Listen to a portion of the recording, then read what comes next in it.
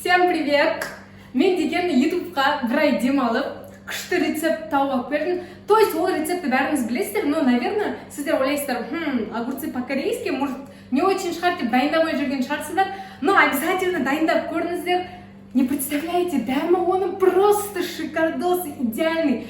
Барлық приправаны қосып, араластырғанда ол қазір 2 сағаттан кейін қайтадан мен жеймін, потому что огурцы барлық соусты бойына сіңіріп, кішкене пропитаться етіп тұру керек. Обязательно дайындап көріңіздер и менің каналыма тіркелуді ұмытпаңыздар. Ең бірінші огурцыды осылай екіге бөлеміз, содан кейін тағы да жартыға бөліп, осылай обязательно қисайтып тураңыздар, потому что ұзын етіп қисайтпай турасаңыздар, ол слишком сопақ болып кетеді. Барлық огурцыды турап алғаннан кейін обязательно оны қазір тұз қосып араластырамыз. Бірақ та тұзды көп қоспаңыздар, потому что біз соңында соевый соус қосамыз. Барлығын қосып болғаннан кейін осылай араластырыңыздар қолмен. Араластырғанда тек қана бетін емес, кәдімгідей астын үстіне шығарып, от души күштетіп, примерно осылай тез-тез араластырып шығыңыздар. Содан кейін бұл 30 минутта тұру керек. То есть сіздер 30 минут бұл огурцыға тиіспейсіздер. Осы 30 минут өтем дегенше біз қазір етті пісіріп аламыз. Етті пісіру үшін бізге 1 штук жуа керек. Жуаны осылай жұп-жұқа етіп турап шығыңыздар обязательно. И содан кейін перецті де жұп-жұқа етіп тураймыз. Перецті барынша әдемі түрін алуға тырысыңыздар, цветной түрін, потому что ол қазір салат піскенде общий салаттың түрі күшті болып тұру үшін осындай перецті қосамыз.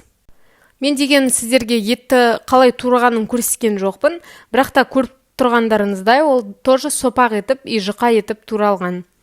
Етті бірінші жартылай дайын болғанша қуырып алыңыздар, тек содан кейін ғана жуаны қосып жібереміз. Сосын жуанын цветі өзгергенше етпен бірге қуырамыз. Барлығын бірге ни в коем случае салмаңыздар. Көрдіңіздер ғой, примерно міне жуанын цветі өзгерді шамалы уақыттан кейін. Енді перецтімізді қосамыз, сосын толықтай етте перецте пісу керек.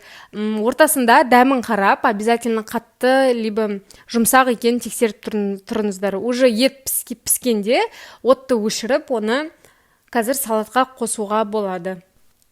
Если байқасаңыздар, мен деген етті пісіріп жатқанда тұз, бұрыш, ешқандай приправа қосқан жоқпын.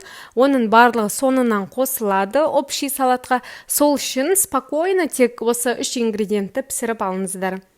Маған дейтін, мына ет піскенше қазір кунжут керек, қуырылған. Мен 2 қасық кунжутты осылай қазанға кішкене сарғайтып алдым.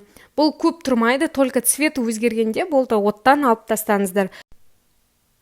Міне кунжуттың цветі байқадыңыздар ма? Чуть-чуть сарғыш түске енді. Енді самый күшті процесс, біз деген салатты жинаймыз. Ең бірінші огурцының суын обязательно төгіп тастаңыздар, а то салат дейтін шылқып су болып кетеді.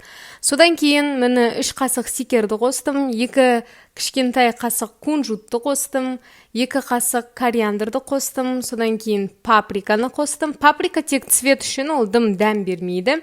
Қара бұрыш қостым, жарты қасық, и 4 соевый соус қостым, 4 үлкен қасық. Содан кейін 70% уксусты қосып, бағанағы піскен етті салып, күштетіп араластырамыз. Мына жерде мен деген 5 чеснокты қосып жібердім. Содан кейін барлық приправа міне осымен бітті. Енді күштетіп араластырамыз. Желательно қолға перчатка киіп, сонымен араластырған вообще күшті удобно болады. Міндетті түрде мына салатты дайындап жеп көріңіздер.